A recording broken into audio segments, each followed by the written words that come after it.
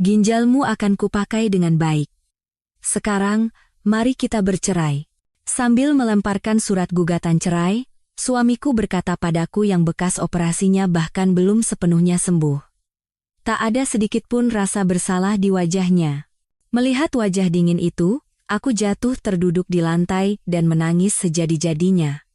Suamiku melihat pemandangan itu dengan puas, lalu meninggalkan kamar rumah sakit.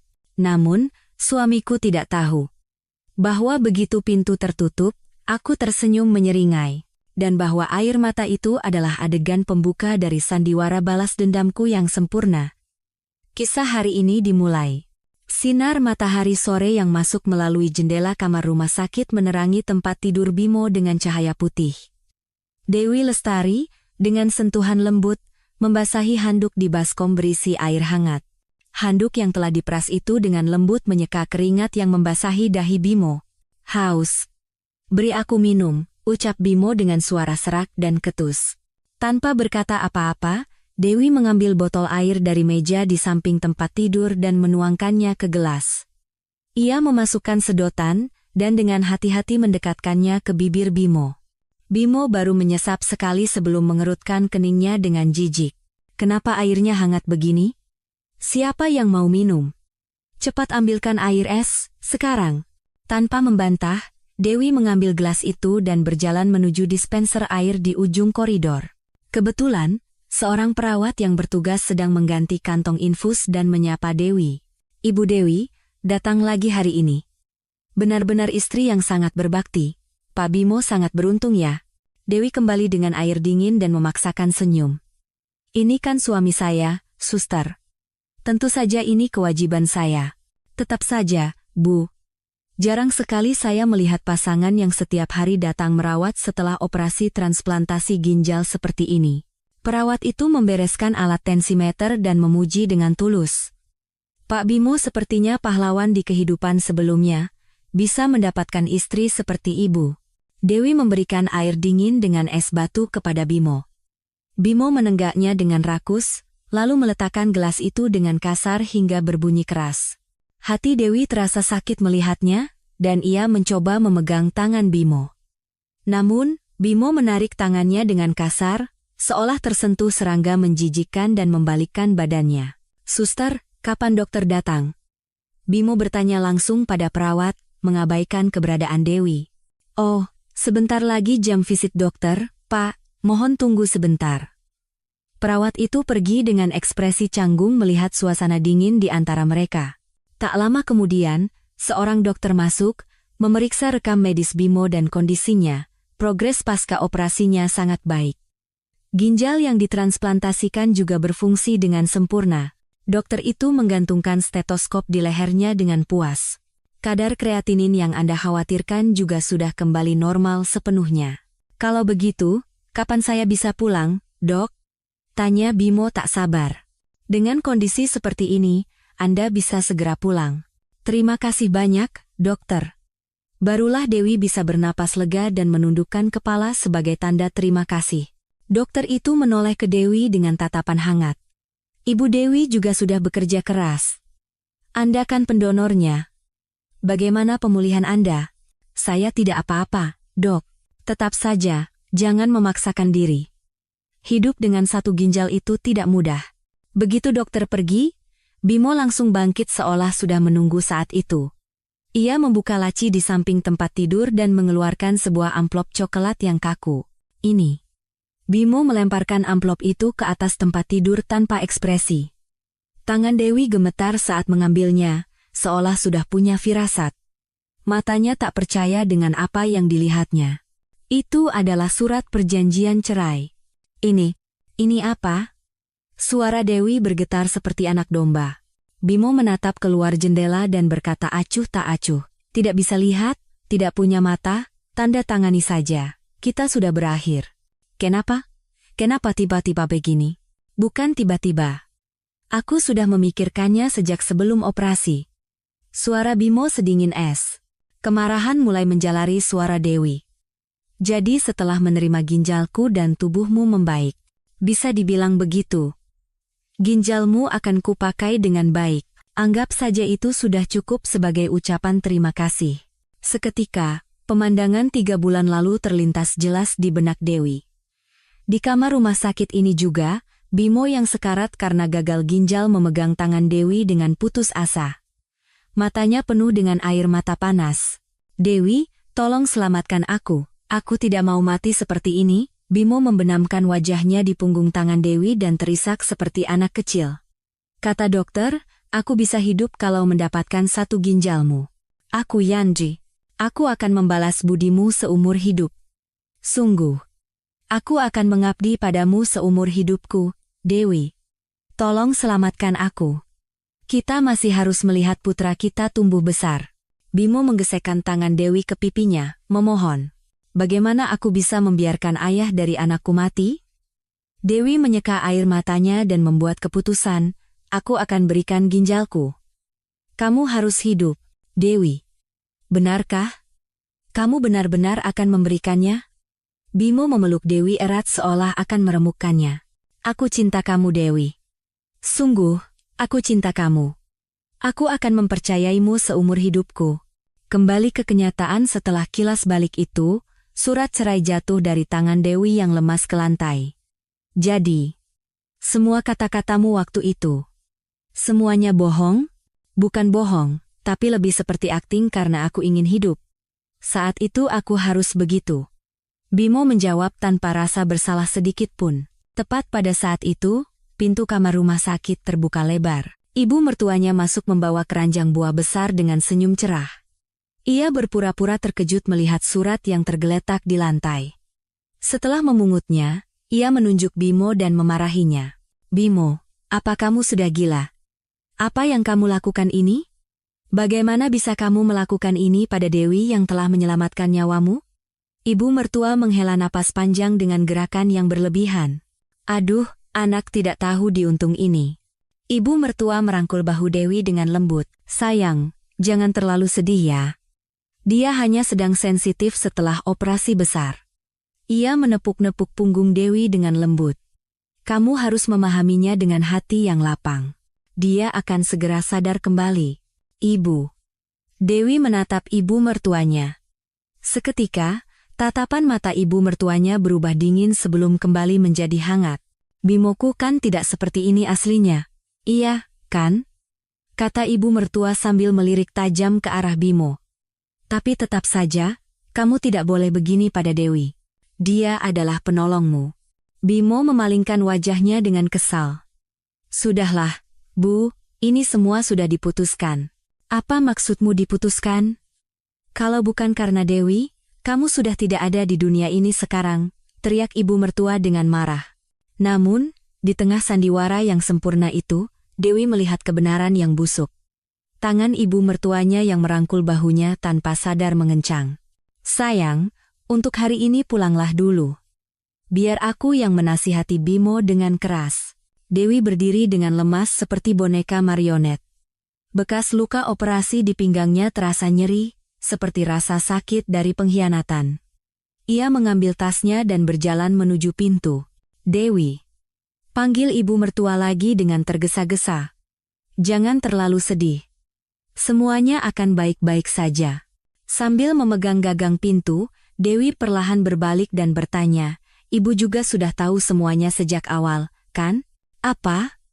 Apa maksudmu, sayang?" "Ibu sama sekali tidak tahu apa-apa." Ibu mertua memukul dadanya seolah tak percaya. "Setelah ayah mertuamu meninggal, aku begitu mengandalkanmu seperti putriku sendiri.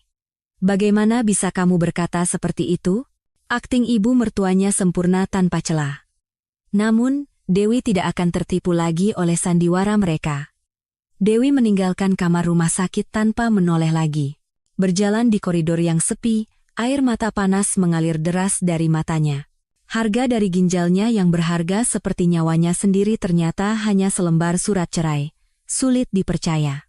Saat itu, dari dalam kamar rumah sakit, sayup-sayup terdengar percakapan ibu dan anak itu. "Kerja bagus, anakku. Sekarang setelah kita menyingkirkan perempuan menyebalkan itu, kita bisa memulai hidup baru." Itu adalah suara asli ibu mertuanya. Dewi ambruk di tempat. Lantai koridor rumah sakit yang dingin seolah merenggut sisa kehangatan dari tubuhnya. Seminggu telah berlalu sejak Bimo keluar dari rumah sakit. Dewi sedang membereskan barang-barangnya di sebuah apartemen studio kecil dekat rumah sakit. Kamar sempit dan asing yang ia tinggali selama 2 bulan untuk merawat Bimo. Sudah waktunya pulang, gumam Dewi lesu sambil memasukkan pakaian ke dalam koper kosong. Setelah keluar dari rumah sakit, tak ada satupun kabar dari Bimo. Hanya surat cerai yang dingin menjadi kenangan terakhirnya. Ia naik taksi dan tiba di komplek apartemen yang familiar. Pemandangan rumah yang sudah lama tak dilihatnya membuat hati Dewi terenyuh. Dewi berdiri di depan pintu dan menekan kata sandi yang sudah biasa ia gunakan. Bip bip. Bunyi mesin yang dingin memberitahukan bahwa kata sandinya salah. Dewi mencoba lagi, menekan angka-angka itu perlahan. Bip bip. Tetap saja, pintu tidak terbuka. Jantung Dewi serasa jatuh ke perut. Tepat saat itu, dengan bunyi klik, pintu terbuka dari dalam. Yang muncul dari celah pintu adalah seorang wanita asing yang seluruh tubuhnya dibalut barang-barang mewah, gaun sutra ungu ketat, dan kalung mutiara yang mencolok di lehernya. Maaf, Anda siapa ya berani-beraninya membuka pintu rumah orang? Wanita itu bertanya dengan nada mengejek sambil memindai Dewi dari atas sampai bawah. Anda yang siapa? Ini rumah saya, jawab Dewi dengan suara meninggi karena tak percaya. Rumah Anda? Hah? Wanita itu mendengus. Jangan mengada-ada. Ini properti milik perusahaan kami. Anda salah alamat mungkin? Apa maksud Anda? Tanya Dewi dengan ekspresi tak percaya. Saat itu, suara Bimo terdengar dari dalam. Fania, siapa sih? Berisik sekali. Bimo berjalan santai dari ruang tamu. Tak ada jejak bekas operasi, ia terlihat sehat sempurna. Pakaian olahraga dari merek mahal tampak pas di tubuhnya. Oh, Dewi Lestari ternyata, kata Bimo dingin, seolah melihat orang asing yang mengganggu di jalan. Bimo, apa-apaan ini semua? Dan siapa wanita ini? Jangan bikin malu di depan umum. Masuk dulu, kita bicara di dalam. Bimo dengan enggan membuka pintu dan mempersilakan Dewi masuk. Interior rumah telah berubah total. Perabotan bernuansa putih hangat yang dipilih Dewi satu persatu telah lenyap. Sebagai gantinya, ada sofa kulit hitam mengkilap dan meja marmer yang dingin. Barang-barangku. Perabotanku semua kemana? Tanya Dewi sambil melihat sekeliling ruang tamu yang asing. Sudah dibuang, tentu saja. Siapa yang mau pakai barang-barang kampungan seperti itu? Jawab Fania sambil duduk dengan anggun di sofa. Dibuang? Suara Dewi bergetar hebat. Dengar baik-baik. Rumah ini sekarang milik perusahaan Fania, jelas Bimo dingin dengan tangan bersedekap. Jadi, kamu tidak punya hak apapun untuk tinggal di sini lagi. Tidak mungkin. Ini rumah yang kita beli dengan susah payah bersama. Bersama, jangan konyol. Uangnya semua dari aku, Bimo mendengus menghina. Saat itu, pandangan Dewi terpaku pada sebuah rak di sudut ruang tamu. Kotak musik tua yang Bimo berikan saat melamarnya tergeletak di sana. Benda penuh kenangan mereka, yang jika diputar akan menampilkan balerina menari. Setidaknya yang itu. Dewi mengulurkan tangannya ke arah kotak musik seolah terhipnotis. Namun, Bimo lebih cepat. Ia menyambar kotak musik itu. Masih ada saja barang murahan sentimental seperti ini. Bimo mengangkat kotak musik itu dan mengejek. Tolong jangan. Mohon Dwe. Aku muak melihatnya. Bimo membanting kotak musik itu ke lantai marmer dengan sekuat tenaga. Prang! Kotak musik itu hancur berkeping-keping dengan suara yang mengerikan. Leher boneka balerina patah dan menggelinding. Kenapa? Kenapa kamu melakukan ini? Dewi jatuh terduduk, memunguti pecahan-pecahan itu. Aku ingin membersihkan masa lalu, kata Bimo sambil menatap Dewi dengan dingin. Aku ingin menghapus semua yang berhubungan denganmu dan memulai hidup baru. Fania berdiri dari sofa dan menghampiri Dewi. Sebaiknya Anda pergi baik-baik sebelum saya panggil polisi atas tuduhan penyusupan, Fania memperingatkan dengan tangan bersedekap. Kalau dilaporkan, Anda sendiri yang akan lebih repot, kan? Rumah ini juga rumahku, teriak Dewi sekuat tenaga. Buktinya apa? Apa ada namamu satu baris pun di sertifikat? Ejek Fania. Mas Bimo sudah membereskan semuanya dengan rapi. Bimo melemparkan setumpuk dokumen ke atas meja. Tidak ada lagi harta atas namamu. Dewi memeriksa dokumen itu dengan mata gemetar. Benar saja, semua aset telah dialihkan ke nama orang lain. Kalau kamu lihat dokumennya, semuanya terlihat seolah-olah kamu menyetujuinya dengan sukarela, kata Bimo dengan angkuh. Ingat dokumen-dokumen yang kamu tanda tangani tanpa tahu apa-apa sebelum operasi? Barulah Dewi mengerti segalanya. Dokumen-dokumen yang tak terhitung jumlahnya yang Bimo sodorkan padanya dengan alasan untuk keperluan operasi. Jadi, dari awal, semuanya sudah direncanakan? Bisa dibilang begitu, Bimo mengangkat bahu acuh tak acuh. Kamu hanya menginginkan ginjalku lalu mencampakkanku. Mencampakkan? Kasar sekali bahasamu. Kita hanya berjalan di jalan masing-masing. Dewi menggenggam erat pecahan kotak musik di tangannya dan berdiri. Darah merah merembes dari telapak tangannya. Ia terluka parah oleh pecahan tajam itu. Kalian pasti akan menerima balasannya. Kalian akan kena karma, kata Dewi sambil menatap kedua orang itu bergantian dengan tangan berdarah. Wah, ini ancaman. Perlu direkam tidak, Mas Bimo? Fania tertawa terbahak-bahak sambil mengeluarkan ponselnya. Dewi memegang gagang pintu dengan tangan berdarah. Saat hendak membuka pintu dan pergi, suara Bimo terdengar dari belakang. Oh ya, barang-barangmu sudah aku titipkan di pos satpam, ambil saja. Cuma pakaian dan beberapa barang pribadimu yang tidak seberapa itu. Dewi meninggalkan apartemen tanpa menoleh ke belakang. Di dalam lift, kakinya lemas dan ia jatuh terduduk.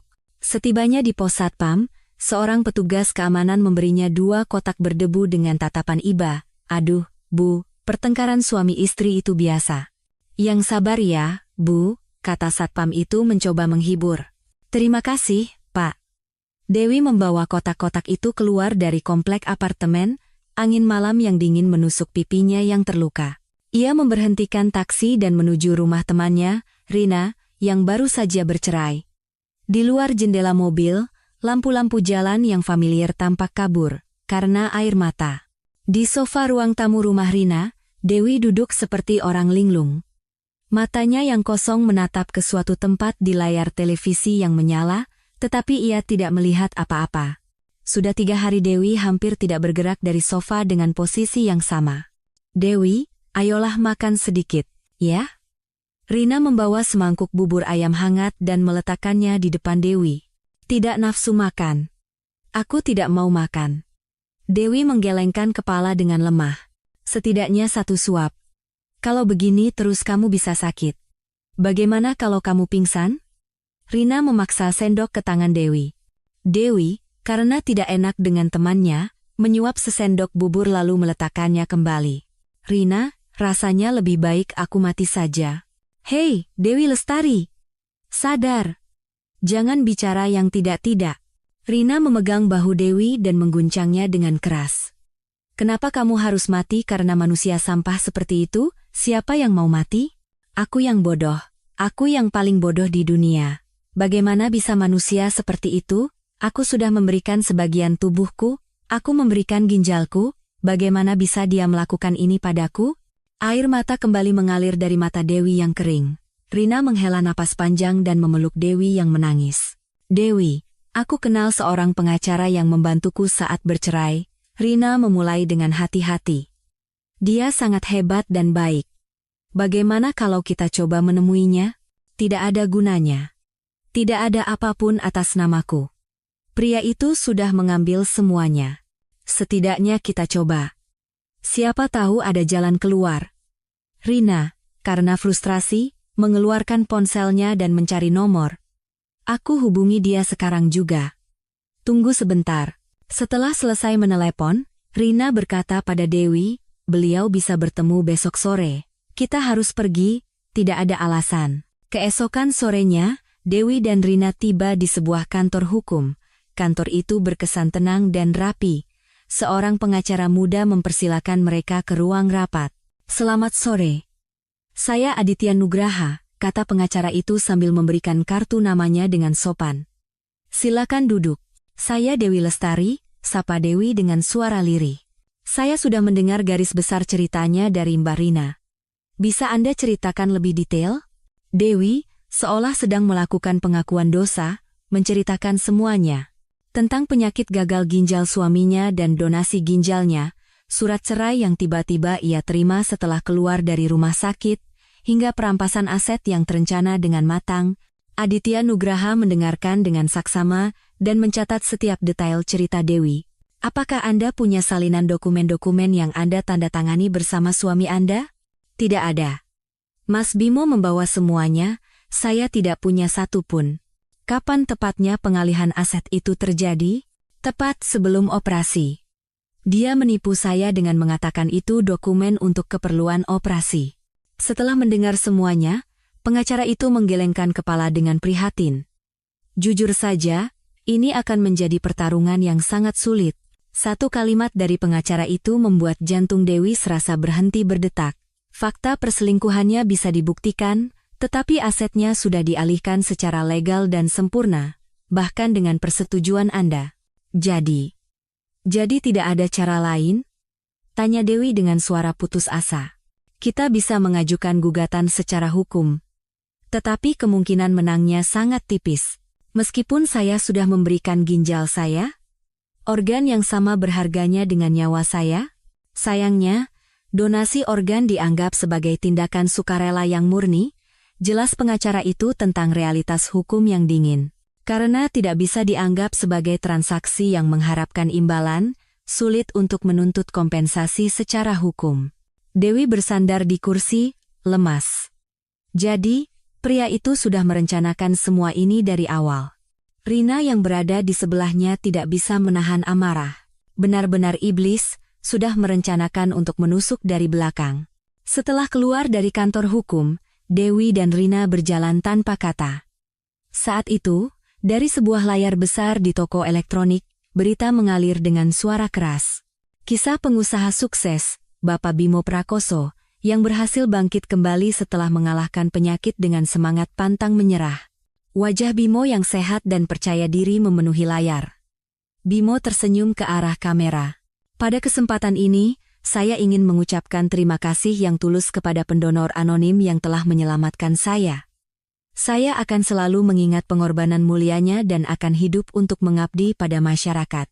Penipu kelas kakap, Rina tanpa sadar mengepalkan tinjunya. Dewi hanya menatap kosong pada Bimo yang berwajah malaikat di layar. Rina, sepertinya aku harus mencoba menemui ibu mertuaku, kata Dewi, seolah memegang harapan terakhir. Apa kamu pikir nenek licik itu akan membantumu? Aku tidak tahu. Tapi setidaknya aku harus mencoba. Menjelang malam, Dewi mendatangi rumah ibu mertuanya. Ia menekan bel, dan tak lama kemudian pintu terbuka. Ibu mertuanya berdiri di sana dengan ekspresi sedingin es. Ada urusan apa kamu ke sini? Ibu, ini saya, Dewi. Ada perlu apa kamu datang jauh-jauh kemari? Ibu mertua hanya membuka pintu setengah, menghalangi Dewi masuk dengan tubuhnya. Ibu, Mas Bimo keterlaluan sekali pada saya. Tolong bantu saya, Bu. Bagaimana aku bisa membantumu? Ibu mertua menghela napas seolah terganggu. Semuanya sudah selesai. Mau apa lagi sekarang? Ibu tahu semuanya dari awal, kan? Air mata menggenang di mata Dewi. Tahu atau tidak, apa gunanya sekarang? Ibu mertua mengeluarkan amplop putih tebal dari tas tangannya. Ini. Ambil ini dan selesaikan semuanya dengan bersih. Itu adalah amplop tebal berisi uang tunai. Saya tidak butuh uang. Saya datang ke sini bukan karena uang. Lalu apalagi yang kamu mau? Bimoku sekarang harus terbang tinggi. Dia harus memulai hidup baru, kata ibu mertua dengan dingin. Kamu hiduplah dengan caramu sendiri. Itu yang terbaik untuk kita semua. Ibu, saya memberikan ginjal saya untuk putra ibu, Dewi meratap. Ya, karena itu aku akan berterima kasih seumur hidup. Tapi itu tidak bisa menjadi alasan untuk menghambat masa depan anakku. Ibu mertua memaksa amplop itu ke tangan Dewi. Ambil ini. Dan jangan pernah muncul di hadapan kami lagi. Ibu, bagaimana bisa? Bimoku akan segera memulai bisnis besar. Ibu mertua mengucapkan kata-kata terakhirnya sambil menutup pintu. Jadi jangan lagi menjadi penghalang di jalan kami. Ini permintaanku. Brak, pintu tertutup tanpa ampun. Dewi berdiri termangu di depan pintu yang tertutup. Ia meletakkan amplop di tangannya dengan diam di lantai depan pintu, lalu berbalik. Langkahnya menuruni tangga terasa sangat berat. Dalam perjalanan pulang ke rumah yang gelap, Dewi akhirnya menyadari. Ia kini benar-benar sendirian di dunia ini. Suami, keluarga, rumah yang hangat, tak ada satupun yang tersisa. Yang ada hanyalah kehidupan suram yang harus ia jalani dengan tubuh yang tak lagi utuh. Di atas meja ruang tamu rumah Rina, tumpukan surat penolakan berwarna putih menggunung. Itu adalah hasil dari kunjungannya ke semua kantor hukum yang ia datangi. Semuanya menolak kasus Dewi dengan alasan kemungkinan menang yang kecil. Sepertinya ini benar-benar akhir, gumam Dewi sambil membereskan surat-surat itu dengan lesu. Menyerah? Kita bahkan belum memulainya. Rina berlari membawa laptop dan meletakkannya tepat di depan Dewi. Dewi, aku sudah mencarinya semalaman, bagaimana dengan pengacara ini? Di layar, terpampang sebuah artikel berita online yang sudah usang. Judulnya, Spesialis Kasus Tanpa Harapan, Spesialis Gugatan Tak Menghasilkan Uang, Pengacara Aditya Nugraha. Tingkat kemenangannya sangat rendah, tapi dia hanya bergerak berdasarkan keyakinannya. Pengacara aneh yang hanya menangani kasus yang sesuai dengan prinsipnya. Rina membacakan isi artikel dengan cepat. Dia disebut sebagai benteng terakhir bagi semua orang lemah di dunia. Tingkat kemenangannya rendah, katamu? Tanya Dewi dengan nada tak antusias. Tapi ini yang terakhir, coba sekali lagi saja, ya? Aku juga sudah menemukan alamatnya di sini. Rina menyerahkan ponselnya yang menampilkan alamat ke tangan Dewi. Tertera alamat sebuah gedung ruko tua. Keesokan sorenya, Dewi pergi ke alamat itu sendirian. Gedung ruko tua yang sepertinya akan runtuh, di lantai 3. Di ujung koridor, sebuah papan nama seukuran telapak tangan bertuliskan Kantor Hukum Aditya Nugraha terpasang dengan goyah. Saat membuka pintu, tampak sebuah kantor sempit dengan tumpukan berkas setinggi gunung. Seorang staf administrasi wanita paruh baya menatap Dewi dari balik kacamatanya. Ada yang bisa saya bantu? Tanyanya dengan nada acuh tak acuh. Saya ingin berkonsultasi dengan Bapak pengacara. Sudah buat janji? Belum. Saya belum sempat. Staf itu melihat kalender di dinding. Wah, hari ini sudah penuh. Anda harus datang lagi minggu depan. Tolong Bu, ini masalah yang sangat penting. Mohon Dewi dengan suara lirih. Maaf, tapi itu aturannya. Silakan buat janji dulu. Staf itu menggelengkan kepala dengan tegas. Tepat saat Dewi hendak berbalik dengan langkah berat, pintu kantor di dalam terbuka dan seorang pria paruh baya keluar. Ia mengenakan setelan yang pas di badan, tetapi wajahnya seolah menanggung semua kelelahan dunia. Bu Sinta, janji temu berikutnya kapan? Tanya Aditya Nugraha pada stafnya. Setengah jam lagi Pak. Baiklah, saya keluar cari angin sebentar.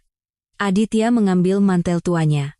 Saat itu, pandangannya berhenti pada tumpukan dokumen di tangan Dewi. Di antara dokumen yang digenggam erat Dewi, sekilas terbaca tulisan surat keterangan pendonor organ. Aditya menghentikan langkahnya. Ia menatap wajah Dewi dengan saksama. Tatapan mata yang penuh keputusasaan, kemarahan yang mendalam, dan kepasrahan. Maaf, kalau boleh tahu, Anda datang untuk urusan apa? Tanya Aditya langsung pada Dewi. Saya datang untuk konsultasi gugatan cerai, tapi saya belum buat janji. Apakah ini terkait dengan donasi organ? Aditya menunjuk tepat pada dokumen Dewi. Iya. Saya mendonorkan ginjal saya pada suami saya, tapi... Suara Dewi bergetar tak terkendali, sekarang dia mencampakkan saya dan mengambil semua harta saya. Aditya menoleh ke stafnya. Bu Sinta, tolong tunda janji temu berikutnya 1 jam. Tapi, Pak, itu agak sulit. Tidak apa-apa, saya akan menelepon klien itu sendiri untuk meminta pengertiannya. Aditya membuka lebar pintu ruang konsultasi. Silakan masuk. Dewi masuk ke ruang konsultasi dengan bingung. Dinding di sekelilingnya dipenuhi buku-buku hukum tua dan berkas-berkas yang seolah akan runtuh. Di salah satu dinding, tertempel clipping koran tentang kasus-kasus yang kalah di pengadilan. Silakan duduk. Mau minum sesuatu? Tidak, terima kasih. Dewi duduk di kursi kulit yang sudah usang. Tolong ceritakan dari awal, sedetail mungkin, kata Aditya sambil membuka buku catatan tuanya. Dewi mulai menceritakan semua yang terpendam, seperti air bah yang pecah.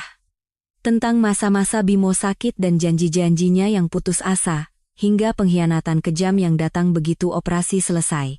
Selama bercerita, air mata panas tak henti-hentinya mengalir dari mata Dewi.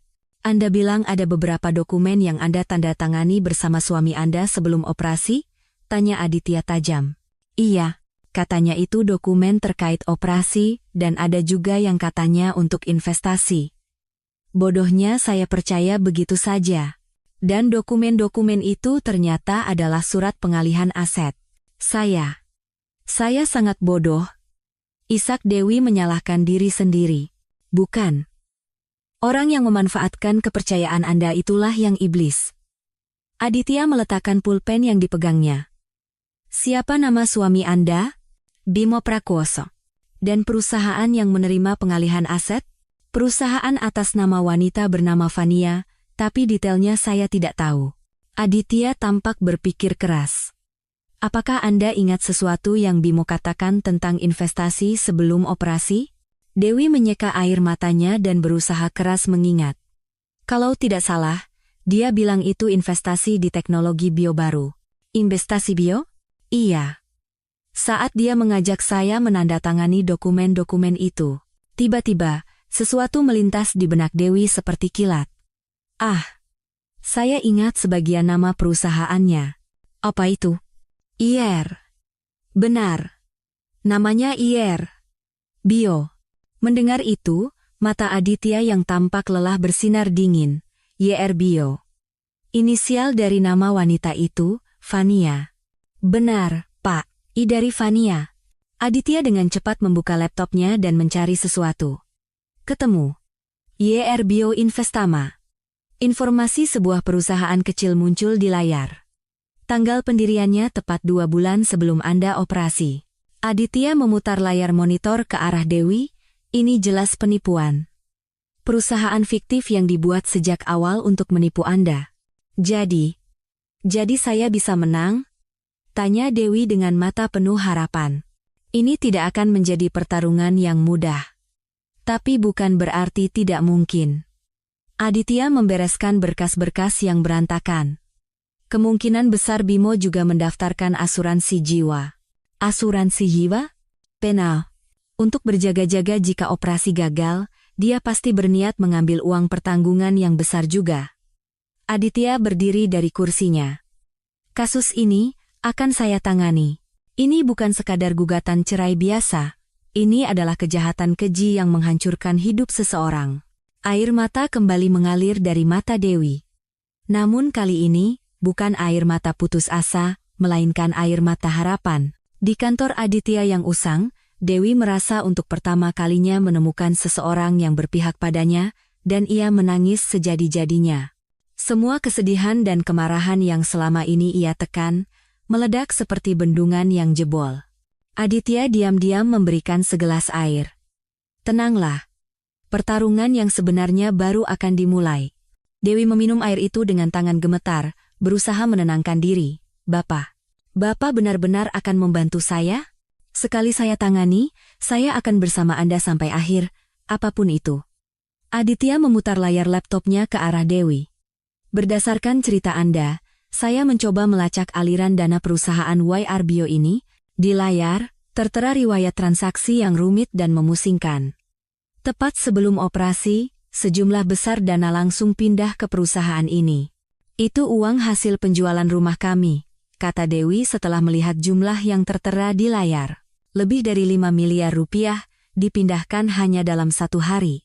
Aditya membuka file lain, tapi ada yang aneh. Apa itu? Perusahaan ini adalah perusahaan cangkang yang sempurna. Tidak ada aktivitas bisnis sama sekali. Aditya melanjutkan penjelasannya dengan tenang. Singkatnya, ini adalah perusahaan fiktif yang dibuat oleh Bimo dan Fania. Jadi mereka mendekati saya sejak awal dengan tujuan merampas harta saya. Benar. Tapi ini baru permulaan. Ada masalah yang lebih besar. Aditya mulai mencari di basis data asuransi. Apakah Anda ingat menandatangani dokumen terkait asuransi sebelum operasi? Dewi berusaha keras mengingat. Sepertinya ada. Bimo bilang itu untuk berjaga-jaga dari risiko operasi. Wajah Dewi tiba-tiba pucat pasi. Jangan-jangan. Itu asuransi atas nama saya?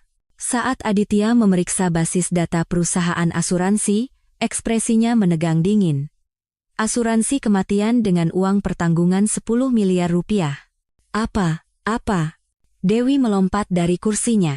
Penerima manfaatnya adalah suami Anda, Bimo Prakoso. Aditya menunjuk layar monitor. Ini artinya, jika saya meninggal saat operasi, Bimo akan menerima 10 miliar rupiah begitu saja. Dewi jatuh terduduk di kursi, kakinya lemas. Berarti, mereka bisa saja membunuh saya. Kemungkinan itu sangat tinggi, tapi karena operasinya berhasil, mereka mengubah rencana, kata Aditya sambil membereskan dokumen, yaitu dengan mengambil ginjal Anda dan menyelesaikan semuanya dengan rapi melalui perceraian. Bagaimana bisa manusia melakukan hal sekeji ini? Dewi menutupi wajahnya dengan kedua tangan. Pak pengacara, dengan bukti sebanyak ini, apakah sudah cukup? Belum. Ini masih kurang. Lawan kita telah merancang semuanya dengan sempurna. Kita butuh bukti yang telak. Aditya menatap lurus ke arah Dewi. Rekaman suara Bimo atau ibu mertuanya yang mengakui semua rencana ini akan menjadi bukti yang paling kuat. Bagaimana saya bisa mendapatkannya? Ada satu cara, meskipun berisiko tinggi. Aditya membuka laci mejanya dan mengeluarkan sebuah alat kecil seukuran kuku jari. Alat perekam super mini. Apa yang harus saya lakukan dengan ini? Temui ibu mertua Anda sekali lagi, kata Aditya sambil menyerahkan alat perekam itu. Tunjukkan diri Anda sebagai orang yang putus asa dan tidak punya apa-apa lagi, dia pasti akan lengah. Apa yang harus saya katakan saat bertemu dengannya? Katakan Anda akan menyerahkan segalanya, dan mohon ampun padanya. Memohonlah demi anak Anda. Dewi menerima alat perekam itu dengan tangan gemetar. Apakah mereka akan menunjukkan sifat asli mereka? Sangat mungkin. Terutama ibu mertuanya, dia pasti tipe orang yang ingin menyombongkan betapa pintar dan hebatnya putranya. Aditya menjelaskan rencananya secara rinci. Apakah ada tempat yang rutin dikunjungi ibu mertua Anda? Ada. Setiap Kamis sore dia pergi ke spa mewah di kawasan Senopati. Bagus. Kamis ini, pergilah ke sana. Dewi mengangguk mantap. Apakah saya bisa melakukannya? Anda bisa. Tidak, Anda harus berhasil. Aditya menatap mata Dewi dengan tegas. Ini adalah pertarungan untuk merebut kembali hidup Anda. Dewi menggenggam erat alat perekam di tangannya. Tapi, Pak pengacara. Ya, silakan. Kenapa Bapak mau sejauh ini membantu saya? Aditya terdiam sejenak menatap keluar jendela. Adik perempuan saya pernah mengalami hal serupa. Aditya tersenyum getir. Waktu itu, saya tidak tahu apa-apa dan tidak bisa berbuat apa-apa. Dewi menatap Aditya. Dari penyesalan mendalam di matanya, ia bisa merasakan ketulusan. Terima kasih. Terima kasih banyak. Ucapan terima kasih akan saya terima setelah kita menang di pengadilan, kata Aditya sambil berdiri. Setelah Anda selesai merekam pada hari Kamis, segera hubungi saya. Saat hendak meninggalkan kantor, Dewi tiba-tiba berbalik. Pak pengacara, bagaimana kalau saya gagal? Jangan berpikir tentang kegagalan, kata Aditya tegas. Tapi untuk berjaga-jaga, simpan nomor saya di panggilan cepat nomor 1 di ponsel Anda. Dewi keluar dari kantor. Sambil menunggu lift, ia meraba alat perekam di sakunya. Sentuhan logam dingin terasa di ujung jarinya. Sekarang adalah waktunya untuk memainkan sandiwara yang menyedihkan. Waktu yang tersisa hingga hari Kamis adalah 3 hari. Sejak hari itu, Dewi mulai berlatih di depan cermin siang dan malam. Ekspresi paling menyedihkan di dunia, suara memohon, hingga gestur tubuh yang hancur karena kehilangan segalanya. Ibu, tolong maafkan saya sekali saja. Semuanya salah saya. Dewi berakting di depan bayangannya yang hancur di cermin. Ia bahkan berlatih meneteskan air mata dan berlutut. Tepat saat itu, ponsel Dewi berdering, "Aditya Nugraha. Persiapannya lancar?" "Iya. Saya sedang berusaha keras. Saya baru saja menemukan satu hal lagi." Suara Aditya terdengar berat. Bimo Prakoso ternyata menyiapkan satu dokumen lain tepat sebelum operasi. "Apa itu?" "Sebuah surat pernyataan yang menyatakan bahwa jika Ibu Dewi meninggal saat operasi, semua aset secara otomatis akan diwariskan kepada Bimo Prakoso." Seluruh tubuh Dewi merinding. "Jadi, dia benar-benar berharap saya mati?" "Benar. Bahkan jika Anda meninggal di meja operasi, mereka akan mendapatkan segalanya." Hening sejenak di telepon. Tatapan mata Dewi berubah sedingin es. Dewi kembali menatap dirinya di cermin. Ini bukan lagi akting. Ini adalah awal dari balas dendam yang sesungguhnya. Kamis sore, pukul 2 siang. Di depan sebuah spa mewah di kawasan Senopati, Jakarta, mobil-mobil impor berjejer rapi. Dewi sengaja mengenakan pakaian tua dan lusuh, menampilkan sosok yang seolah akan pingsan kapan saja. Rambutnya dibiarkan acak-acakan, dan wajahnya pucat pasi saat menunggu di lokasi yang telah ditentukan. Tak lama, sebuah sedan Mercedes hitam yang familiar berhenti dengan mulus di depan lobi spa. Seorang sopir dengan sopan membukakan pintu belakang, dan ibu mertuanya yang berdandan glamor turun. Dari ujung rambut hingga ujung kaki, ia dibalut barang-barang mewah, dan kacamata hitam angkuh bertengger di wajahnya. Dewi berjalan terhuyung-huyung seolah akan jatuh. Ibu mertuanya mengerutkan kening dengan ekspresi jijik melihat kemunculan Dewi yang tiba-tiba. "Sedang apa kamu di sini?"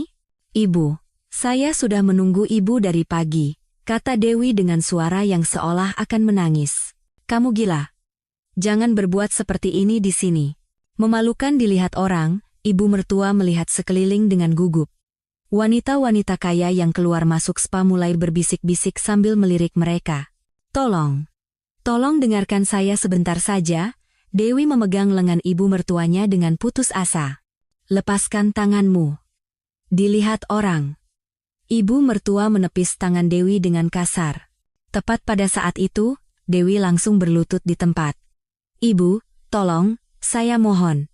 Orang-orang yang lewat berhenti dan menatap dengan kaget. Wajah ibu mertuanya memerah seperti tomat matang.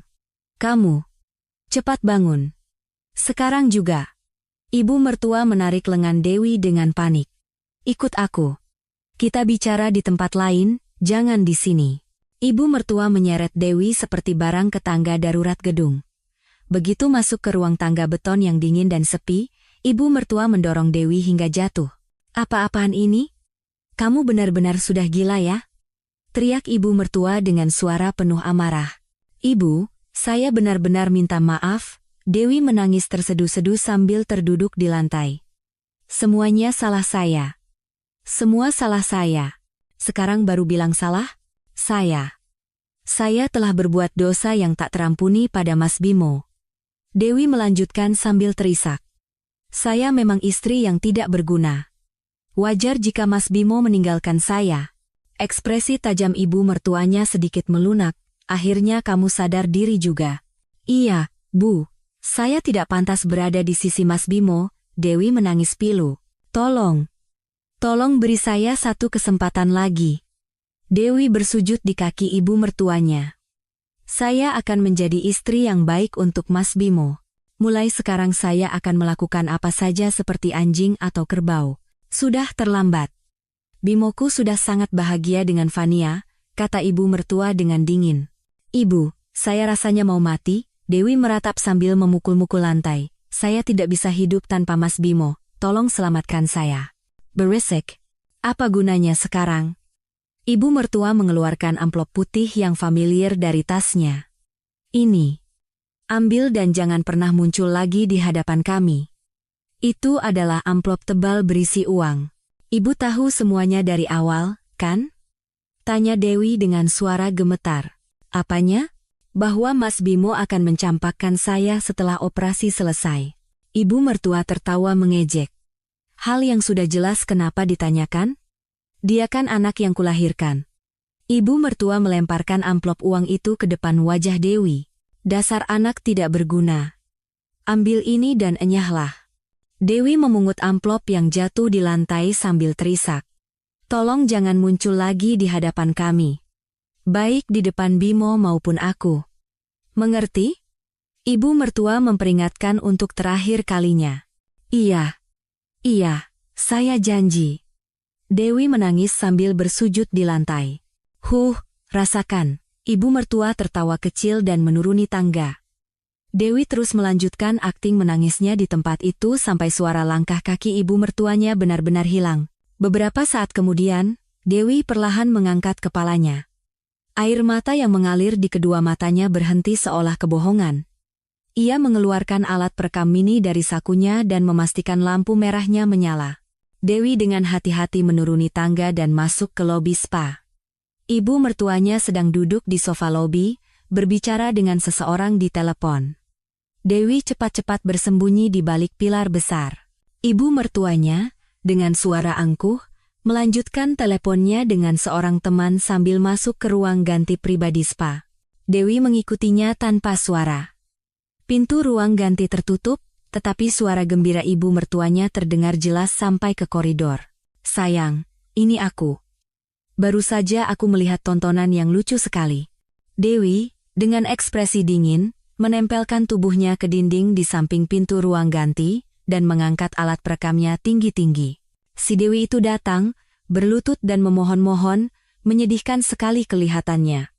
Tawa kasar ibu mertuanya terdengar. Tapi berkat membujuk anak bodoh itu, nyawa anakku jadi selamat, kan? Tangan Dewi gemetar karena marah. Tetapi ia semakin menguatkan genggamannya pada alat perekam. Dapat ginjal gratis, dapat harta juga, ini namanya untung besar, kan? Iya, kan? Kata ibu mertuanya dengan angkuh. Cinta? Karena cinta. Dia rela memberikan organ berharganya. Apa ada orang sebodoh dia di dunia ini? Tatapan mata Dewi berubah sedingin es. Memang Bimoku tidak merencanakannya dari awal, tapi pada akhirnya semuanya berjalan sangat baik. Bertemu Fania membuka kesempatan yang lebih baik, dan Dewi sekarang sudah tamat riwayatnya.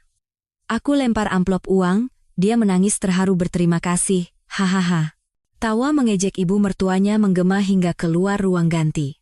Dewi diam-diam meninggalkan tempat itu dan menuju keluar gedung. Di parkiran bawah tanah, ia menemukan Mercedes hitam ibu mertuanya.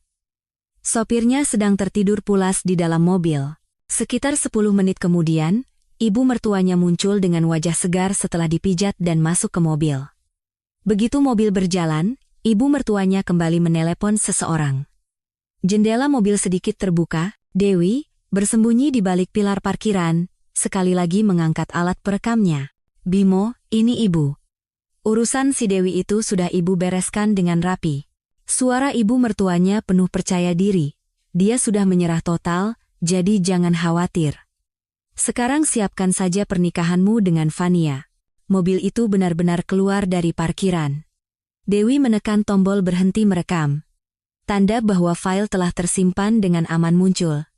Dewi mengeluarkan ponselnya dan menelepon Aditya. Pak pengacara, ini saya. Berhasil. Kerja bagus sekali. Bisa langsung kirimkan filenya? Bisa, Pak. Saya kirim sekarang juga. Dewi mengirimkan file rekaman itu ke pengacaranya. Tak lama, telepon dari Aditya berdering. Sudah saya periksa. Ini sempurna. Suara Aditya terdengar bersemangat. Sekarang kita punya bom dahsyat untuk diledakkan di pengadilan. Dewi menoleh ke gedung spa. Ibu mertuanya pasti tidak akan pernah menyangka betapa sempurnanya ia telah ditipu.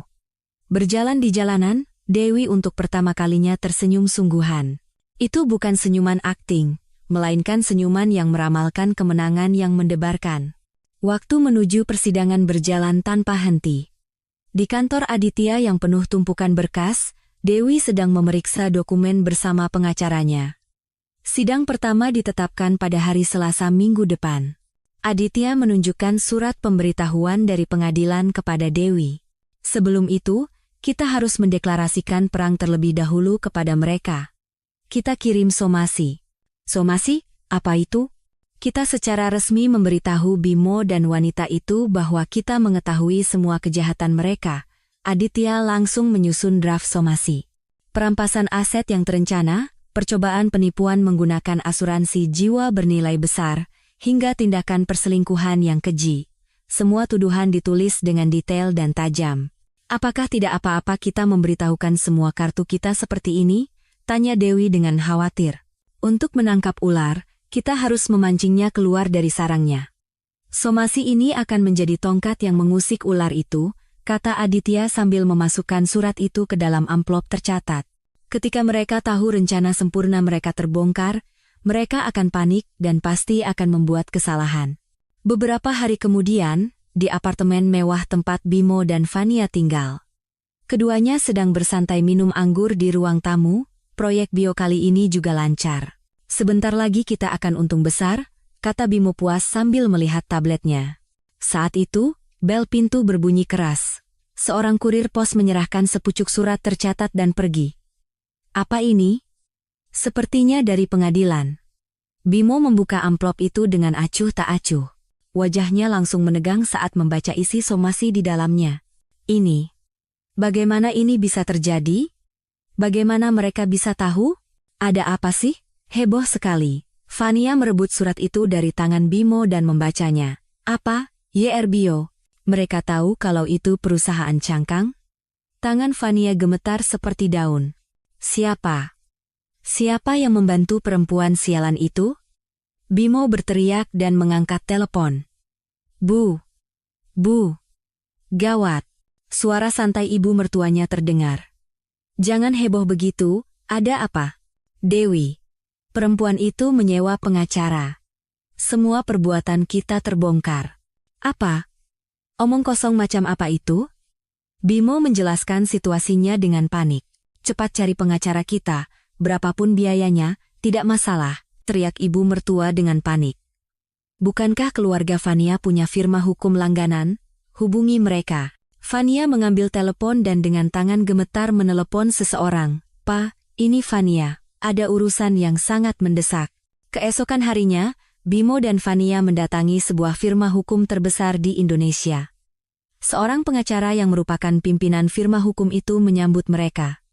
Jangan khawatir, kasus seperti ini sudah biasa kami tangani. Pengacara itu berkata dengan percaya diri. Meskipun ada bukti, pada akhirnya pengadilan adalah pertarungan interpretasi. Tapi katanya ada rekaman suara ibuku. Bimo tidak bisa menyembunyikan kegelisahannya. Kita bisa klaim itu hasil editan yang jahat. Kita bisa berargumen bahwa konteks keseluruhan percakapan itu penting. Pengacara itu membereskan dokumen dengan santai. Tergantung situasinya, kita bahkan bisa menggugat balik atas tuduhan palsu dan pencemaran nama baik. Saat itu, Dewi sedang makan malam sederhana bersama Rina. Persiapan sidangnya lancar? Iya. Pak Aditya benar-benar mengerjakannya dengan sungguh-sungguh seolah itu masalahnya sendiri. Dewi meletakkan sendoknya. Rina, aku rasa aku harus bertemu langsung dengan Bimo. Apa? Kenapa? Bagaimana kalau terjadi apa-apa denganmu? Aku ingin memberinya kesempatan terakhir untuk menyerah sebelum perang dimulai. Rina menatap Dewi dengan mata penuh kekhawatiran. Baiklah, tapi tolong, hati-hati. Keesokan malamnya, Dewi mendatangi restoran mewah langganan Bimo dan Fania. Saat memeriksa daftar reservasi, benar saja nama mereka ada di sana. Dewi masuk ke dalam restoran. Di meja terbaik dekat jendela, Bimo dan Fania duduk berhadapan sambil minum anggur. Lama tidak bertemu, kata Dewi berhenti di depan meja mereka. Kamu. Bagaimana kamu bisa di sini? Bimo melompat dari kursinya karena kaget seperti melihat hantu. Duduk. Aku datang karena ada yang ingin kubicarakan denganmu. Dewi dengan tenang menarik kursi dari meja sebelah dan duduk. Apa yang Anda lakukan? Fania menyalak dengan suara kesal. Pergi dari sini sebelum saya panggil manajer. Panggil saja. Silakan. Tapi sebaiknya dengarkan dulu ceritaku baru panggil. Dewi mengeluarkan beberapa lembar kertas dari tasnya dan melemparkannya ke atas meja. Transkrip rekaman suara ibu mertuanya dan riwayat transaksi keuangan yang mencurigakan. Apa ini? Wayah Bimo pukat pasi. Ini bukti perbuatanmu. Hanya sebagian kecil, kata Dewi dengan suara sedingin es. Aku datang untuk memberimu kesempatan terakhir sebelum kita ke pengadilan. Kesempatan apa? Berlutut dan minta maaf sekarang juga, dan kembalikan semua yang telah kau rampas dariku. Bimo tiba-tiba tertawa mengejek. Hah? Kamu pikir kamu tahu apa? Aku tahu segalanya. Aku tahu kamu mendekatiku sejak awal dengan niat menipu. Dewi menatap lurus ke mata Bimo. Aku juga tahu kamu mendaftarkan asuransi jiwa atas namaku, berharap aku mati di meja operasi. Semuanya. Brak. Vania memukul meja. Ini semua rekayasa, kan? Untuk mengancam kami. Rekayasa, bukankah hidup kalian yang busuk ini yang rekayasa? Dewi berdiri dari kursinya. Tawaranku sampai di sini. Sisanya kita lanjutkan di pengadilan. Hei, Dewi Lestari. Bimo berteriak kehilangan akal. Kalau kamu bergerak satu langkah lagi dari sini, aku tidak akan tinggal diam. Tidak tinggal diam? Memangnya kamu mau apa? Dewi perlahan berbalik. Mau mengambil satu ginjal yang tersisa di tubuhku ini juga? Perempuan gila. Bimo mencengkeram lengan Dewi dengan kuat. Saat itu, semua tamu restoran menatap mereka. Lepaskan tanganmu, kata Dewi pelan tapi tegas. Bimo, sadar akan tatapan orang-orang, dengan enggan melepaskan tangannya. Kebenaran yang akan kau lihat di pengadilan bukan hanya ini. Dewi meninggalkan kata-kata terakhirnya dengan dingin. Kebenaran lain yang ingin kalian kubur dalam-dalam, akan aku keluarkan semuanya ke dunia. Dewi meninggalkan restoran tanpa menoleh lagi. Dari belakangnya, terdengar suara panik Bimo dan Vania. Bagaimana ini? Perempuan itu sepertinya benar-benar tahu semuanya. Berisik. Pengacara akan membereskan semuanya. Tapi aku sangat cemas. Dewi keluar dari restoran. Angin malam yang dingin menyejukkan wajahnya yang panas. Saat itu, ponselnya berdering. Aditya Nugraha. Bu Dewi, semua persiapan untuk sidang sudah selesai dengan sempurna. Terima kasih, Pak Pengacara. Tapi pihak lawan menyewa firma hukum terbesar di negara ini. Ini akan menjadi pertarungan yang berat. Tidak apa-apa, kata Dewi sambil menatap langit malam. Kebenaran ada di pihak kita. Sebuah bintang bersinar sangat terang di langit malam yang gelap. Beberapa hari lagi, sidang yang mempertaruhkan segalanya akan dimulai. Dewi kini tidak takut pada apapun. Pagi hari sidang yang menentukan telah tiba. Di depan Pengadilan Negeri Jakarta Selatan, kerumunan wartawan sudah memadati area itu sejak pagi. Suami kejam, campakan istri setelah menerima donasi ginjal. Kasus ini menarik perhatian publik. Dewi tiba di pengadilan bersama Aditya dengan ekspresi tegar. Jangan tegang. Kita hanya akan mengatakan yang sebenarnya. Aditya menepuk ringan bahu Dewi untuk memberinya semangat. Iya, Pak. Saya tidak apa-apa. Saat memasuki ruang sidang, kursi pengunjung penuh sesak tanpa satupun yang kosong. Di kursi terdakwa, Bimo dan Vania duduk didampingi oleh 3 orang pengacara. Ibu mertuanya juga duduk di barisan paling depan, mengamati mereka dengan ekspresi angkuh. Terdakwa Bimo Prakoso dan Vania, silakan berdiri. Hakim membuka sidang dengan hikmat. Pihak penggugat, silakan mulai pembelaannya. Aditya berdiri dari kursinya. Yang Mulia Hakim, kasus ini bukanlah sekadar gugatan cerai dari pasangan yang cintanya telah pudar. Aditya mengangkat tinggi dokumen yang telah disiapkannya. Ini adalah perampasan aset yang terencana dengan memanfaatkan kebaikan dan pengorbanan seseorang, sebuah penipuan yang keji. Keberatan, Yang Mulia. Pengacara Bimo sontak berdiri. Pengacara pihak penggugat membuat tuduhan fiktif tanpa dasar dan mencemarkan nama baik klien kami. Semua tuduhan akan kami buktikan dengan bukti. Aditya menghubungkan laptopnya ke layar pengadilan. Akta pendirian perusahaan YR Bio muncul di layar. Perusahaan yang dipimpin oleh terdakwa Vania ini adalah perusahaan dadakan yang didirikan hanya 2 bulan sebelum operasi transplantasi ginjal penggugat.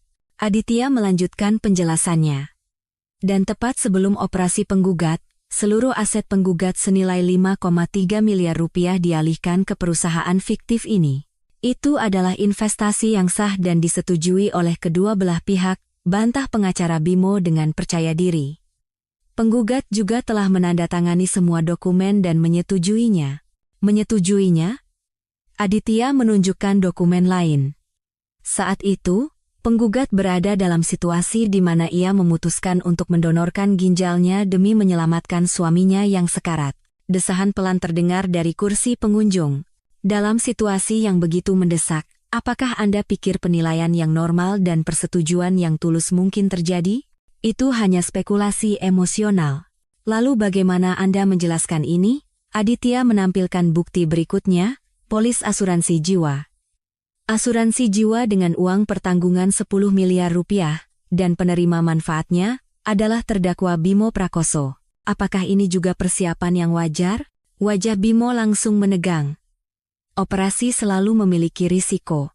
Itu adalah kontrak asuransi yang wajar untuk mengantisipasi kemungkinan terburuk, jawab pengacara Bimo berusaha tenang. Tapi kenapa harus didaftarkan atas nama penggugat dan penerima manfaatnya adalah terdakwa?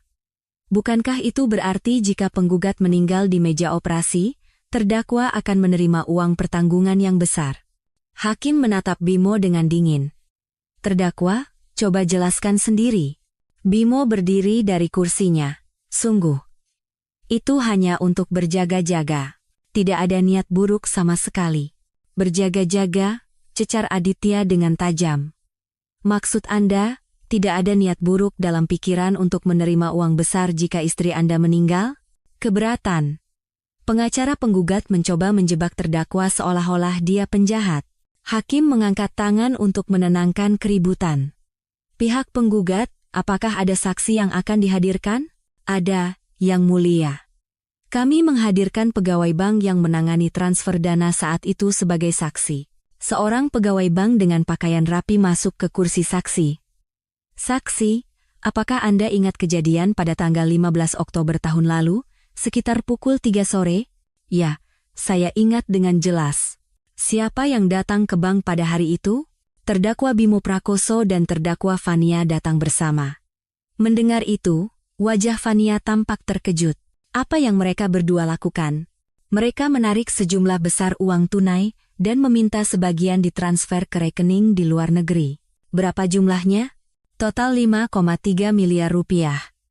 Kursi pengunjung mulai berbisik-bisik. Dari mana sumber uang itu? Itu adalah uang dari pencairan deposito atas nama penggugat, Dewi Lestari. Bimo tanpa sadar berdiri. Itu jelas uang investasi. Terdakwa, silakan duduk.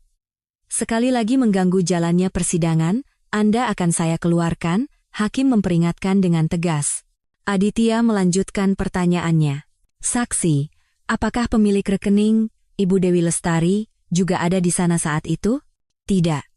Hanya kedua terdakwa yang datang. Bagaimana bisa transfer sebesar itu dilakukan tanpa kehadiran pemiliknya? Terdakwa Bimo Prakoso membawa surat kuasa dan surat keterangan asli yang sudah disiapkan sebelumnya. Saksi menunjukkan salinan dokumen kepada hakim.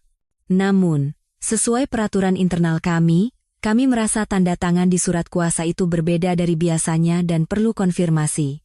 Berbeda bagaimana? Tanda tangan itu lebih bergetar dan tidak wajar dibandingkan tanda tangan Ibu Dewi biasanya. Pengacara Bimo dengan panik berdiri. Itu hanya dugaan pribadi saksi. Bukan. Kami memiliki kewajiban untuk memverifikasi keaslian tanda tangan, kata saksi dengan tegas. Jadi kami mencoba menelepon Ibu Dewi untuk konfirmasi, tetapi apa yang terjadi? Terdakwa Bimo Prakoso dengan keras melarang kami menelepon, dengan alasan istrinya sedang sibuk persiapan operasi di rumah sakit dan tidak boleh diganggu. Seluruh ruang sidang gempar karena terkejut. Pada saat itu, di mana penggugat Dewi Lestari berada? Tanya Aditya sambil menoleh ke Dewi. Saya sedang bersiap untuk rawat inap untuk operasi. Dewi menatap kursi saksi dan diam-diam menyeka air matanya.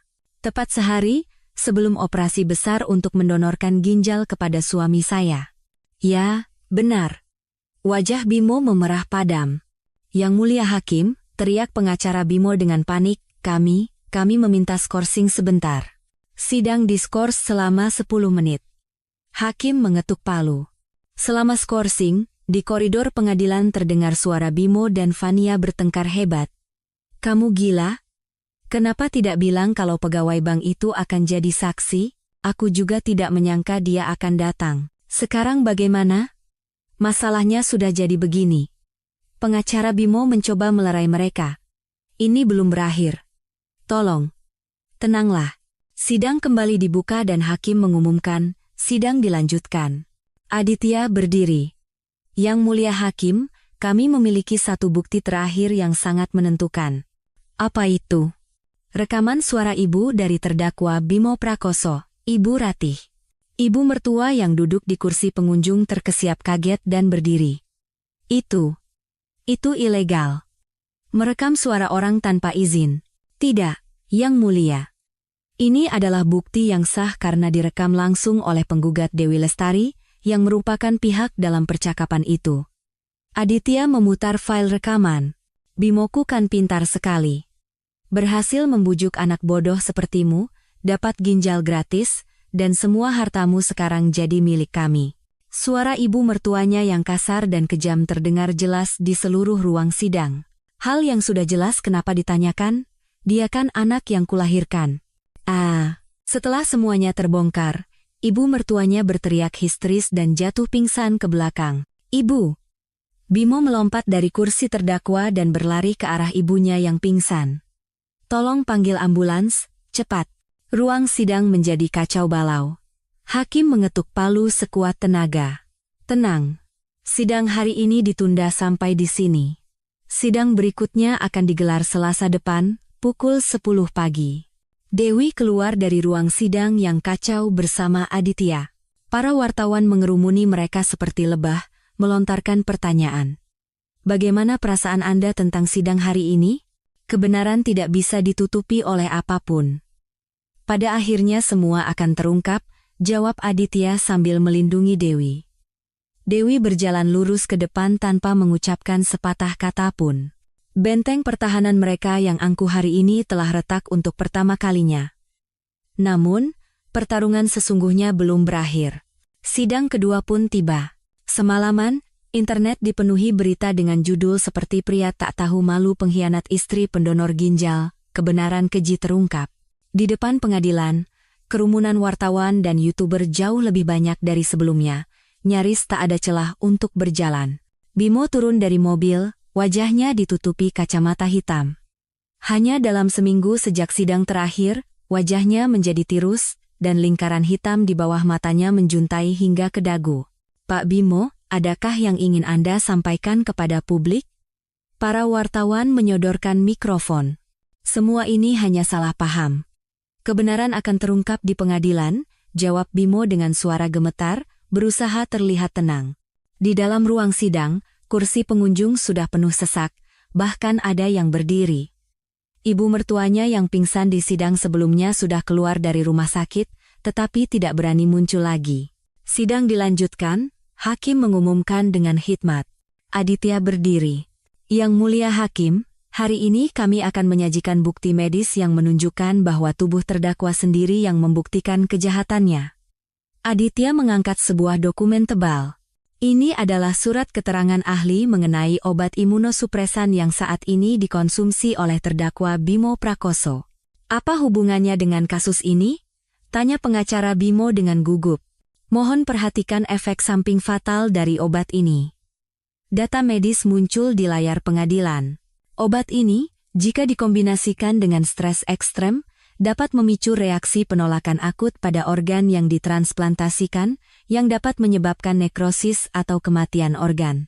Bimo tampak gelisah di kursinya. Jadi, apa yang ingin Anda sampaikan? Seluruh rakyat Indonesia menjadi saksi betapa ekstremnya stres yang dialami terdakwa saat ini. Aditya menampilkan artikel berita online dan puluhan ribu komentar hujatan di layar. Tekanan opini publik yang luar biasa ini, bagaimana pengaruhnya terhadap tubuh terdakwa, terutama pada ginjal yang didonorkan oleh penggugat. Keberatan. Ini tidak ada hubungannya dengan pokok perkara. Teriak pengacara Bimo dengan panik. Ditolak. Silakan lanjutkan, pengacara, kata hakim dengan tegas. Tepat saat itu, rekaman suara ibu mertuanya kembali menggema di seluruh ruang sidang. Bimo menutupi kepalanya dengan kedua tangan. Cinta, Karena cinta, dia rela memberikan organ berharganya. Apa ada orang sebodoh kamu di dunia ini? Semakin lama rekaman itu diputar, wajah Bimo semakin pucat. Seluruh tubuhnya mulai gemetar tak terkendali. Terdakwa Bimo Prakoso, Anda baik-baik saja? Tanya hakim. Ya. Saya baik-baik saja, jawab Bimo dengan goyah, seolah akan pingsan. Aditya menyajikan bukti berikutnya. Ini adalah riwayat pesan teks antara kedua terdakwa sebelum dan sesudah operasi. Di layar, percakapan antara Bimo dan Fania terpampang dengan jelas. Begitu operasi selesai, perempuan itu langsung kita bereskan. Tenang saja. Dewi kan hanya kartu yang sekali pakai buang. Seruan kaget dan amarah meledak dari kursi pengunjung. Bagaimana? Bagaimana bisa kalian mendapatkan ini? Fania melompat dari kursinya karena ngeri. Ini adalah bukti yang kami peroleh melalui surat perintah penyitaan data komunikasi yang sah dari operator seluler, jawab Aditya dengan dingin. Tepat pada saat itu, Bimo tiba-tiba memegangi pinggangnya. Arghaha. Bimo berteriak seperti binatang buas dan jatuh berguling dari kursinya ke lantai. Bimo memegangi area ginjal hasil operasinya. Mas Bimo. Fania terkejut dan hendak berlari, tetapi ia berhenti sejenak. Sorot kekhawatiran di wajahnya hilang dalam sekejap, digantikan oleh perhitungan yang dingin. Terdakwa pingsan. Segera panggil tim medis, teriak hakim panik. Bimo meronta-ronta di lantai pengadilan yang dingin. Sakit, pinggangku sakit sekali. Tim medis datang dan memeriksa kondisi Bimo. Tekanan darahnya sangat tinggi, berbahaya. Harus segera dibawa ke rumah sakit. Melihat Bimo yang mengerang kesakitan di atas tandu, Fania berbisik kepada pengacaranya, Pak pengacara, bagaimana dengan saya sekarang? Kita harus menunda sidang ini. Bukan itu. Maksud saya, apa saya bisa keluar dari kasus ini? Pengacara Bimo menunjukkan ekspresi tak percaya. Mbak Fania, apa yang Anda bicarakan? Saya kan bukan tunangannya Mas Bimo, dan kami juga bukan suami istri secara hukum. Fania mengambil tas mewahnya, saya hanya mitra bisnisnya. Mbak Fania. Fania hendak meninggalkan ruang sidang begitu saja. Terdakwa Fania, Anda tidak bisa meninggalkan tempat ini tanpa izin hakim. Perintah hakim dengan suara keras. Fania dengan enggan kembali ke tempat duduknya. Karena kondisi kesehatan terdakwa yang darurat, sidang hari ini tidak bisa dilanjutkan, hakim mengetuk palu. Jadwal sidang berikutnya akan diberitahukan kemudian. Saat Dewi keluar dari ruang sidang, para wartawan mengerumuninya. Suami Anda pingsan di depan mata Anda. Bagaimana perasaan Anda? Dewi menatap lurus ke arah kamera yang tak terhitung jumlahnya. Dia menuai apa yang dia tanam. Setelah meninggalkan satu kalimat sedingin es itu, Dewi menembus kerumunan dan berjalan pergi. Ruang gawat darurat rumah sakit. Bimo terbaring di tempat tidur, bergantung pada alat bantu pernapasan.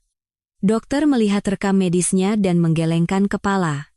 Terjadi reaksi penolakan akut. Reaksi penolakan? Tanya ibu mertuanya yang datang setelah dihubungi. Stres ekstrem menyebabkan lonjakan tekanan darah yang memberikan beban fatal pada ginjal yang ditransplantasikan. Jadi, anak saya bagaimana, dok? Kasus terburuk, ginjal yang ditransplantasikan harus diangkat kembali, dan ia harus menjalani cuci darah seumur hidup. Mendengar itu, mata Bimo terbuka lebar. Cuci darah? Tidak, tidak akan pernah. Bimo menjerit. Aku tidak akan kembali ke kehidupan neraka itu. Ibu mertuanya memegang tangan Bimo dan mencoba menenangkannya. Tidak apa-apa nak. Tidak apa-apa. Kita bisa cari ginjal orang lain lagi. Siapa? Siapa yang mau memberiku ginjal? Siapa? Bimo meraung seperti anak kecil. Bahkan ginjal Dewi pun ditolak tubuhku. Saat itu, pintu kamar terbuka dan Fania masuk. Mas Bimo. Fania. Kamu datang. Kamu datang juga. Bimo menatap Fania dengan mata penuh harapan. Maaf, tapi aku sudah tidak sanggup lagi. Apa katamu? Papa menyuruhku segera menyelesaikan urusan ini, dan pergi ke luar negeri, kata Fania dengan suara tanpa emosi. Dan aku sudah secara resmi meminta pengacara untuk mengeluarkan namaku dari kasus ini, Vania, apa kamu mau mencampakkanku sekarang? Mencampakkan? Kasar sekali bahasamu. Kita hanya mencari jalan hidup masing-masing. Vania mengulangi kata-kata yang pernah Bimo ucapkan pada Dewi. Kalau begitu, selamat tinggal. Vania berbalik dengan dingin dan pergi. Bimo menatap langit-langit yang kosong, jatuh dalam keputusasaan. Ginjal yang ia rampas dari Dewi terasa nyeri, seperti rasa sakit dari sebuah pengkhianatan. Pada saat yang sama, di koridor, Aditya menelepon Dewi. Saya baru saja mendapat kabar. Bimo Prakoso dirawat di ICU karena reaksi penolakan ginjal akut. Begitu ya? Dewi menjawab dengan nada tenang. Sidang yang melelahkan ini akhirnya hampir selesai. Anda sudah bekerja sangat keras, Pak Pengacara. Dewi perlahan menatap keluar jendela. 1 tahun kemudian, sebuah gedung di kawasan Jakarta Pusat, acara peresmian Yayasan Perlindungan Hak Perempuan Harapan Baru sedang berlangsung. Dewi naik ke atas panggung, menerima kilatan blitz kamera yang tak terhitung jumlahnya, dan memegang mikrofon. Selamat pagi. Saya Dewi Lestari, yang dipercaya untuk menjabat sebagai Ketua Yayasan Perlindungan Hak Perempuan Harapan Baru. Tepuk tangan meriah memenuhi ruangan. Di kursi penonton, Aditya Nugraha dan sahabatnya, Rina, duduk dengan wajah bangga. 1 tahun yang lalu, saya melewati terowongan tergelap dan terpanjang dalam hidup saya, Dewi melanjutkan dengan suara tenang namun kuat. Namun, berkat bantuan dan dukungan hangat dari banyak orang, saya tidak menyerah dan berhasil bangkit kembali. Suara rana kamera wartawan tak henti-hentinya berbunyi. Sekarang, saya ingin membagikan keberanian dan harapan yang saya terima kepada orang lain yang mungkin sedang berjalan di terowongan gelap yang sama. Devi Tazen Yomtsara. Saya sungguh berharap yayasan yang kita resmikan hari ini dapat menjadi benih kecil dari harapan itu. Setelah acara peresmian, dalam sesi ramah tamah, Aditya mendekati Dewi. Ibu Ketua, selamat ya. Anda adalah orang terkuat dan terhebat yang pernah saya temui. Semua ini berkat Bapak Pengacara. Jika tidak ada Bapak, bukan. Yang berhasil mengatasi semuanya adalah keberanian Ibu Dewi sendiri. Saat itu, Rina datang dengan 2 gelas sampanye dan senyum lebar. Ketua kita, Dewi Lestari, sudah jadi orang yang berbeda sekali, sampai silau melihatnya. Bukan jadi orang berbeda, hanya menemukan kembali jati diriku saja, kata Dewi sambil tersenyum dan mengangkat gelasnya. Pada saat yang sama, di sebuah ruang cuci darah di Rumah Sakit Universitas di Jakarta, bip, bip, bip, suara mesin yang memperpanjang hidup berbunyi secara teratur. Bimo terbaring di tempat tidur dengan wajah pucat, menatap kosong ke langit-langit. Pak Bimo, bagaimana kondisinya hari ini? Seorang perawat bertanya dengan ramah sambil mengukur tekanan darahnya. Sama saja, jawab Bimo dengan lesu, seolah sudah pasrah pada segalanya. Seorang pasien tua di tempat tidur sebelah menyapanya. Mas, masih muda begini kok sudah cuci darah? Ginjal transplantasi saya rusak, Pak. Waduh, kasihan sekali. Ginjal berharga itu dapat dari siapa? Istri. Maksud saya, mantan istri saya. Bimo tidak sanggup membuka mata dan memejamkannya. Lalu tidak bisa transplantasi lagi? Daftar tunggunya panjang sekali. Entah harus menunggu berapa tahun lagi. Saat itu, ponsel butut Bimo berdering. Ibu mertuanya. Halo, Bu. Nak. Bagaimana badanmu hari ini? Setiap hari sama saja. Itu. Uang sewa bulan ini sudah dibayar? Belum. Tidak ada uang sama sekali di rekening. Ibu mertuanya menghela napas panjang. Dari si Vania itu masih belum ada kabar? Katanya sudah kabur ke luar negeri. Bimo tertawa getir. Ibu juga sudah capek hidup begini. Biaya panti jompo di sini juga tidak murah. Saya tahu. Sudahlah, Bu, tidak usah dipikirkan lagi. Setelah menutup telepon, Bimo menatap keluar jendela. Langit berwarna kelabu, dan hujan dingin mulai turun. Sementara itu, Vania baru saja tiba di Bandara Internasional Los Angeles. Dengan wajah tertutup kacamata hitam, ia berjalan cepat seolah ingin melupakan semua mimpi buruk di Indonesia dan memulai hidup baru. Saudari Vania? Seseorang memanggilnya dengan bahasa Indonesia yang familiar. Mereka adalah penyidik dari kejaksaan yang datang dari Indonesia. Anda ditangkap atas tuduhan penggelapan aset dan pelarian ke luar negeri. Apa? Mulai sekarang, Anda akan menjalani proses ekstradisi ke Indonesia. Pembelaan diri silakan lakukan di Indonesia. Wajah Fania pucat pasi. Kembali ke kantor yayasan di Jakarta. Dewi sedang memeriksa berkas wanita yang terpilih sebagai penerima bantuan pertama dari yayasan. Beliau adalah korban KDRT yang kabur dari rumah bersama putranya yang masih kecil, jelas seorang staf dengan suara prihatin. Kita harus segera membantunya. Dewi menandatangani kolom persetujuan tanpa ragu. Saat jam pulang kerja, Dewi berjalan di jalanan dan berhenti di depan sebuah toko. Di etalase, sebuah kotak musik yang indah dipajang. Sosok balerina yang menari mirip dengan yang pernah diberikan Bimo di masa lalu. Setelah menatapnya sejenak, Dewi menggelengkan kepala. Sudah tidak perlu lagi. Setelah bergumam pelan, Dewi melangkah pergi tanpa ragu. Masuk ke kafe terdekat, Dewi membuka laptop dan memposting tulisan baru di situs web yayasan. Luka tidak akan hilang, ia menjadi bekas luka yang menetap di tubuh kita. Namun, bekas luka itu tidak hanya menyakiti, tetapi juga membuat kita lebih kuat. Hari ini, saya kembali memilih harapan, bukan keputusasaan. Begitu tulisan itu diunggah, komentar dukungan mulai berdatangan. Berkat Ibu Ketua, saya juga mendapatkan kembali semangat untuk hidup. Saya juga sekarang bisa move on dari masa lalu yang kelam dan memulai hidup baru. Terima kasih telah memberikan harapan. Senyum hangat tersungging di bibir Dewi. Saat itu, ponselnya berdering. Aditya Nugraha. Ibu Ketua, ada kabar sangat baik. Apa itu, Pak Pengacara? Fania telah ditangkap di Amerika dan hari ini diekstradisi ke Indonesia. Begitu ya, jawab Dewi dengan tenang. Dan Ibu Bimo juga telah dituntut tambahan atas tuduhan menyembunyikan aset putranya. Sekarang semuanya benar-benar sudah berakhir. Ya, benar. Semuanya sudah berakhir. Setelah menutup telepon, Dewi menatap keluar jendela. Matahari telah terbenam, dan langit berwarna merah jingga yang indah. Apartemen barunya yang kecil namun nyaman. Saat membuka pintu, udara hangat menyambutnya, menghapus lelah seharian. Di rak ruang tamu, bukan lagi foto-foto masa lalu, melainkan foto-foto baru.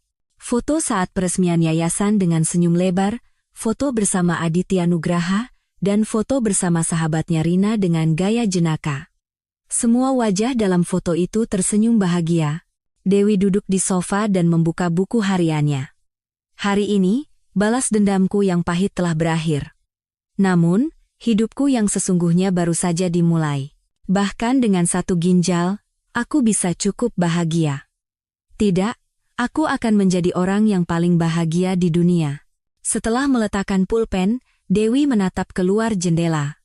Bintang-bintang mulai bermunculan satu persatu di langit malam. Keesokan paginya, langkah Dewi menuju yayasan terasa lebih ringan dari biasanya. Orang-orang di jalanan bergerak dengan penuh semangat, membawa harapan masing-masing. Dewi pun berbaur dengan mereka secara alami. Melodi pedih dari masa lalu kini telah menjadi kenangan samar. Dewi sekarang, dengan kekuatannya sendiri, sedang memainkan komposisi baru yang penuh semangat, yaitu kehidupannya sendiri.